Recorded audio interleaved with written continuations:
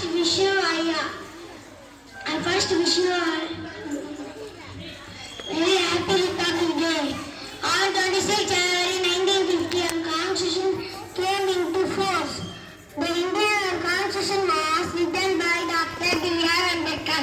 Dr. B.R. Ambedkar is the father of our constitution. We should always respect our constitution. உலகின் மிகப்பெரிய நாடு India. மக்கள் தொகை 142 கோடி. இதில் அங்கீகரிக்கப்பட்ட மொழி 22.